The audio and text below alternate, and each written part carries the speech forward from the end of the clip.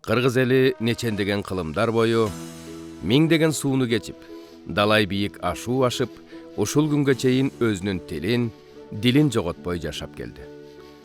Эл болуп жашоосу үчүн анын эрежеси, салты, нарк насили болушу абзел. Жүздөгөн кылымдар бою кыргыз эли нарк менен жашап келсе, кийин ааламдашуу заманында укуктук, мыйзам жолун тандап жашап келе жатат. 1926 жылы 1 февралда Кыргыз автономиялуу Советтик социалисттик республикасы түзүлүп, Кыргызстан РСФСРдин курамында өзүнүн мамлекеттүүлүгүнүн жаңы этабын баштайт. 1929 жылы 30 апрелде Кыргыз АСРнин Советтеринин 2 съездинде Кыргыз АСРнин Конституциясы кеңири талкууланып, кабыл алынат. Кийинчерээк замандын талабына ылайык 1937 жылы 23 мартта Кыргыз ССРнин жаңы Конституциясы кабыл алынган. 20 кылымдын 70 жылдарында Советтер Союзу өнүккөн социализмдин фазасына кирди деген ураан алдында Кыргыз ССР Жогорку Совети 1978 жылы 10 апрелде Кыргыз ССР Конституциясынын жаңы редакциясын кабыл алган. Бул баш мыйзам Кыргыз ССРнин негизги мыйзамы катары 1993 жылы 5 майга чейин кызмат кылды.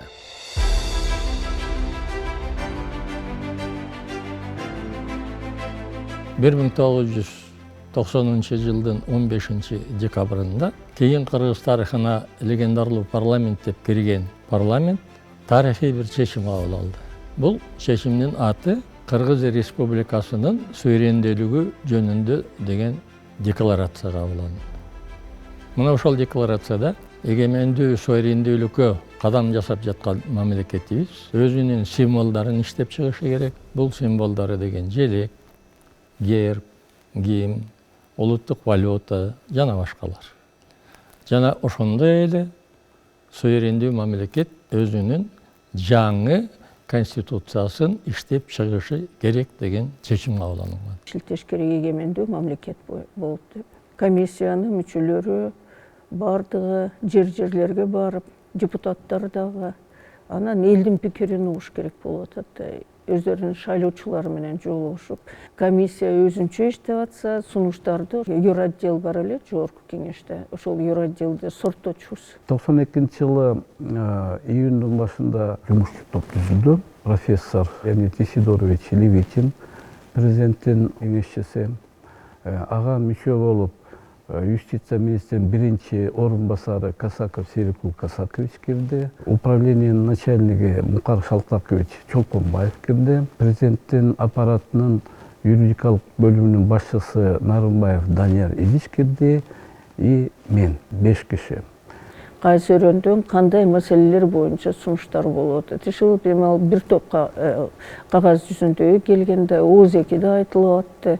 Ошолордун баардыгын иреттеп, анан комиссияга киргизип, комиссиядагы аны карап, андан тышкары сыртта сессия чогулган сайын эле биз демократпыз, анан демократия керек деген топтор болуп атты. Бул комиссияны иштеп чыгууга келгенде биз дүйнөлүк практиканы өзгөчө батыш өлкөлөрүнүн конституциялык түзүлүшү боюнча, конституциялары боюнча терең изилдөөлөр жүргүзүп, ошонун ичинен кайсынысы бизге туура келиши мүмкүн, кайсынысын биз өзүбүздүн өзгөчөлүгүбүз, мамлекетибиздин, элибиздин менталитеттин өзгөчөлүгүнө жараша ошолордон адаптация кыла турган жактары барбы, жокпу деген ой пикирлер дагы каралды. Биз июнда долбоорду даярдап бүтүп келгенден кийин Аскар Акаевич экспертизаны өткөрдү да, Сергей Сергеевич Алексеевичти чакырып, ал өзүнүн командасы менен келип, биздин долбоорду анализ кылып беришкен,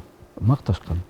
6 ай ошол комиссия концепцияны алып келип, жогорку кеңештин талкуусуна койгондон кийин, ошол талкууда биз конституцияны мынандай багытта иштеп чыгышыбыз керек деп ой пикирге келгенден кийин, элдик талкууга чыккандан кийин, анан конституция жазыла баштады.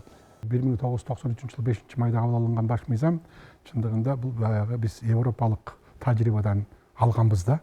ачык айтканда биз болсо француз 5-француздардын республикасынын 1958 жылы кабыл алынган баш мыйзамын негиз кылып алганбыз. Ушул жумушчу топ июндун башында тиги Чолпон ата шаарында президенттин резиденциясында жумушту баштадык. Ал топтун эң жаш мүчөсү мен болчумун, 31 жашта элем. Конституциянын долбоорун кол менен жаздык. Леонид Исидорович Левитин мындай сунуш киргизди. Ар бир өңөр кагазга мамлекеттин атын жазгыла деп. Ошондо мен мамлекеттин атына Кыргызская республика деген атты сунуштадым. Чоң дискуссия болду. Профессор Левитин жумушчу топтун жетекчиси катары макул болду. Скобкага кыскача Кыргызстан деп жазалы деп. Ошондо биринчи статьяны биз баштадык. Конституция Кыргызской республики. В скобках Кыргызстан депчи. Мамлекеттик бийлик тең салмактуу 3 утакка бөлүнүшү керек деп аныктадык. Аткаруу бийлиги, мыйзам чыгаруу бийлиги, анан кийин сот бийлиги деп.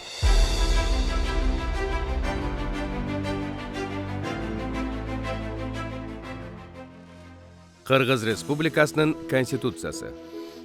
Биз Кыргыз Республикасынын эли өз тагдырыбызды өз алдынча чечүү укугун тутуп, укук үстөмдүүлүгүн, адилеттүүлүктү жана тең укуктуулукту камсыз кылуу максатында чыныгы элдик бийликтин негиздерин бекемдеп, ата бабабыздын наркын, салтын сактап, Айкөл Манастын осуяттарына таянып, биримдикте, тынчтыкта жана ынтымакта, табият менен таттуу мамиледе жашоону улап, Кыргыз Республикасынын элинин укуктарын жана кызыкчылыктарын коргоп, мамлекеттүүлүктү сактоо жана чыңдоо үчүн майтарылбас эркти көрсөтүп, адамдын жана жарандын укуктарын жана эркиндиктерин коргоого жана урматтоого умтулууну ырастап, жалпы адамзаттык принциптерди жана баалуулуктарды таанып, социалдык адилеттикке, экономикалык бакубатчылыкка, билимге, илимге жана руханий өнүгүүгө умтулуп,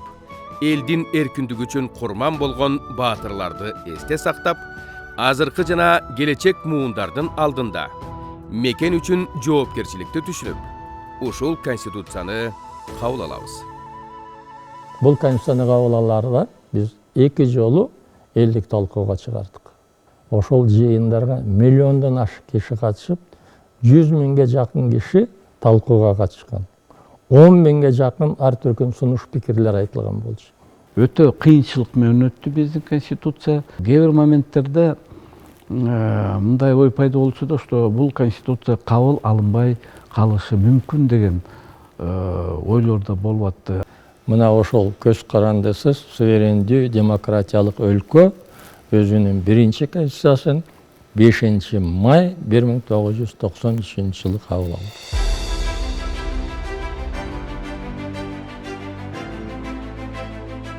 Бул 5 майда кабыл алынган конституция эгемендүү Кыргызстандын укуктук фундаментин түзүп берди. Конституция эң жогорку бардыгына милдеттүү түрдө жазылган закон катары күчүнө ээ кылдык да.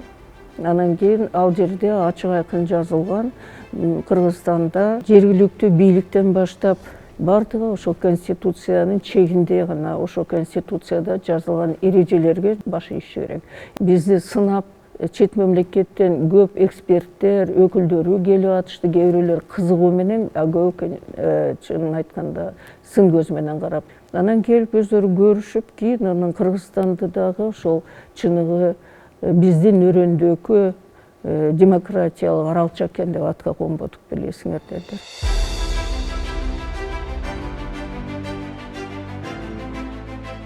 Сенейген советтик режимден акырын тарыхтын барагын эч чуу чатагы жок оодарып, анан кийин демократиялык нукка салып атат да.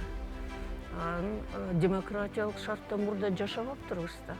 Экономика баары өзгөрүлүп, жашоо кыйын болду. Тилекке каршы президентибиз да өзгөрүлдү, жанындагы окружениясы да өзгөрүлдү. Ошон үчүн баары чогулуп ушундай жыйынтыкка келип калдык да. 96-жылы биз уже толук президенттик башкарууга өтүп калдык. 2010 жылга чейин жашадык. 93 жылдын редакциясы менен. Ага чейин баары толуктоо өзгөртүү деп жазылып турду мыйзамда. 2006 жылы ноябрь-декабрда биз парламенттик бийлик жаңы конституция болуп калды. Аны учредительный собрание менен кабыл алынган. Анан кийин 2007 жылы кайра толуктоо киргизип, ошол эле редакциясы болду. Анан 2010 жылы президенттик башкаруу формасы болбойт экен, президенттин айрым укуктары аябай кенен болсо элди карабай калат экен деп, ошентип туруп жаңы конституция кабыл алып, парламенттик башкарууга өткөнбүз. Анан 10 жыл өтпөй эле кайра эле ошол сөздөр айтылып калды. Эми парламенттик башкаруу болбойт экен, кайра эле президенттик башкарууга киришибиз керек. Эмне үчүн дегенде бир киши жооптуу болуш керек деп. Президенттик башкарууда, парламенттик башкарууда бул демократиянын, республиканын башкаруусу болот. Президент келесе, президент өзүнүн ыйгарым укугун баш мыйзамга киргизип алганда, майда чүйдөсүнө чейин. Ошол эле убакта парламент баягы үстөмдүк кыла баштаса, коомдо парламенттеги депутаттар өзлөрүнүн баягы бүт бардык маселесин, бүт бардыгын баш мыйзамга киргизип алышкан. Ошон үчүн биздики бат-бат өзгөрүп атат. Анда себептери бар да, мына биз ушул жолдон биз кетишибиз керек. Өзгөртүүлөрдү улам киргизе бергенде, бул эмненин белгиси? Бул мыйзамдуулукту толук түшүнбөс белгиси да. Ойлой беребиз, конституцияны оңдосок эле ошол ой менен жакшы жашап кетебиз деп. Бүт барса эле ошо баш мыйзам күнөө экен депчи. Баш мыйзамдын жазылышы, анын сапаты, анын аткарылышы көпчүлүк убактарда бийликте турган адамдарга байланыштуу. Мурун демилгечилер, саясатчылар болсо, коомчулук ишмерлер 2005 жылдан кийин демилгечилер уже площадьта болуп калды да. Ошондо жыйылып эле кетсин, конституция жакпай калды, туура эмес экен деп туруп эле жаңы конституцияны кабыл алганга адатка түшүп калды да. Конституциянын негизги максаты бул бийликти чектөө. Бийликтин кризиси болгондо, саясаттын кризиси болгондо биздин коомчулук ишмерлер, саясатчылар мыйзамдуулукту сакташыбыз керек, конституцияны коргойбуз деп айтыш керек. Ошондо конституция туруктуу болот. Бул эми Куран эле өзгөрбөйт экен. Калганын баары агымга жараша, жашоо турмушка жараша өзгөрүп турат. Конституция дагы ошого ылайык суроо талаптарга, мезгилге жараша өзгөрүп турган. Мен ойлоп атам, бүгүнкү күнү оптималдуу түрдөгү, бүгүнкү заманга жараша, бүгүнкү убакытка жараша биз туура моделин тандап алдык. 30 жылдын ичинде бир топ өзгөрүүлөр болду, бирок адам укугун коргогон бөлүк бир да жолу өзгөргөн жок. Эң чоң баалуулуктардын бири бул биздин кыргыз жараны. Ушу жарандын укугун, ушунун бакубат жашоосун колдой турган жана ошону камсыз кыла турган биздин эң бирден бир негизги мыйзамыбыз бул конституция. Ушул баш мыйзам кабыл алгандан кийин абдан көп өзгөртүүлөргө, оңдоо түзөөлөргө кабылды деп сындап жүрөбүз да. Балким бул субъективдүү көрүнүш болушу мүмкүн. Туура ошондой болуп келатат. Бирок жалпы караганда баш мыйзам бул сөзсүз учурдун, мезгилдин талабына, чакырыктарына жараша өзгөрүп турушу бул мыйзам ченемдүү табигый көрүнүш. 93 жылдан бери бардыгыбызга белгилүү 10 чакты жолу конституциябыз өзгөртүүлөргө дуушар болгон. Бирок бул жерде өзгөчө белгилеп кетиш керек. Ошондон бери бардык баалуулуктар кандай бекитилсе 93 жылы ошолор өзгөртүүсүз келген. Бул өзгөртүүлөр көбүнчөсү ушул мамлекеттик бийликтин бутактарынын ортосундагы мамилеси тууралуу, ыйгарым укуктары тууралуу өзгөрүүлөр болгон.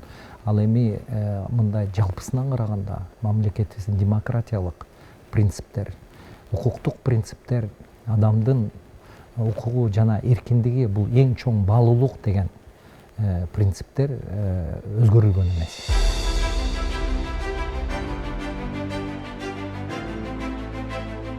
2021 жылдын 10 январындагы референдумда ошо референдумга катышкандардын 80% биз президенттик башкарууну каалайбыз деп өзүнүн оюн билдиришкен.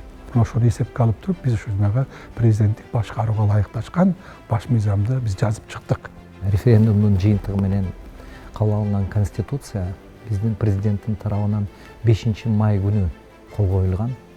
Бул абдан мындай мааниси чоң окуя. 93 жылы 5 май күнү биринчи конституция кабыл алынган. Ошого баягы мындайча айтканда канчалык мааниси чоң экенин ошонун белгиси. Конституциялык түзүлүштү биз 4 чөйрө боюнча биз бөлүп чыктык. Бул саясий чөйрө, бул социалдык чөйрө, бул экономикалык чөйрө, маданий чөйрө депчи. Так берген аракет кылдык. Конституциялык иденттүүлүктү биз ошол жерден эске алдык. Эл бийлиги деген түшүнүктү киргиздик. Элдик курултай жөнүндө биз атайын жобо киргиздик дагы. Саясий жаңы системаны бердик. Айтылып келаткан, бирок ишке ашпай аткан мамлекеттик бийликтин жоопкерчилигин так жаздык. Президент Садыр Нуркожоевич Жапаров мурдагы президенттерден кескин айырмаланып туруп, жигиттик, эрдик кылып туруп, мен президентмин, өлкөнүн башчысымын, бардык өлкөдөгү жетишкендиктерге да, кемчиликтерге мен жооп берем деди да. Ар бир мыйзам өзгөртүүдө кылдат көңүл буруп, өтө аяр мамиле жасообуз кажет. Конституциянын кайсы бир жобосун кайра карап чыгуу үчүн абдан жүйөлүү себептер болушу шарт. Бир эле өлкөбүз бар. Бир эле мамлекетте жашай алабыз. Биздин сүйүктүү Кыргызстаныбыз жалгыз. Аны сактоо ар бирибиздин милдетибиз. Андыктан Конституциябызга татыктуу сый мамиле жасоого мезгил келди. Ар бир конституция 96 жылы болобу, 2010 жылы болобу, 2021 жылы кабыл алынган конституция бардык ошол фундаменти болуп, баягы 5 май 93 жылы кабыл алынган конституция эсептелинет да. Мен ойлойм, эгерде ар бир инсан биздин Кыргызстанда биздин мекенибиз гүлдөп өссүн деп, анан кийин эл аралык аймакта Кыргызстандын аброю бийиктесин деп, анан кийин баягы биз азыр тайып кеткен жана демократиялык аралча деген атыбызды кайра калыптандыргыбыз келсе, анда ар бирибиз өзүбүздүн турмушубузда ошол мыйзамдуулукту көздөшүбүз керек. Мыйзамдуулукту көзөмөлдөп турбасак, анда жаңы конституция болобу, жаңы шайлоо мыйзамы болобу, шайлоо системалары болобу, же жаңы башкаруу формалары болобу, алар ишке ашпай калат. Биринчи ошо мыйзамдуулукту түшүнүш керек. Конституция болсо негизги мыйзам, ошон үчүн конституцияны коргош керек. Биз өзүбүздүн жаңы эгемендүү көз карандысыз мамлекетибизди түзүп алдык. Мына ошол мамлекетте биз жашайбыз, ошол мамлекетти коргойбуз. Ушундай абалда турабыз, ошолорду биз ошол бойдон калтырып койбостон, жанагы ар бир бирене боюнча, жаңы түзүлгөн бирене боюнча, кирген жоболор боюнча, принциптер боюнча биз мыйзамдарды кабыл алып иштетиш керек. Ошондо анан баш мыйзам иштейт.